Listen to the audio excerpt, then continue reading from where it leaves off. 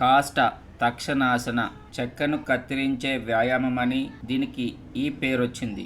ఎలా చేయాలి? 2 కాళ్ళ మీద కూర్చోవాలి. ఈ విధంగా కూర్చోవాలి. 2 చేతులను జాయింట్ చేయాలి. శ్వాస తీసుకుంటూ పైకి లేపాలి. శ్వాస వదులుతూ నోటి నుంచి గాలి వదలాలి. 2, 3, 4, 5, 6, 7,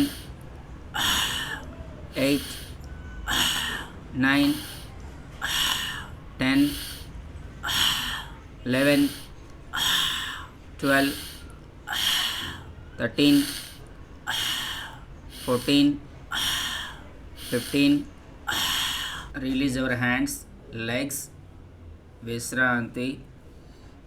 ఉపయోగాలు: ఈ ఆసనం వలన పెల్విక్ ఏరియా స్ట్రెంగ్త్ అవుతుంది. బ్యాక్ మజిల్స్కి మంచి వ్యాయామము.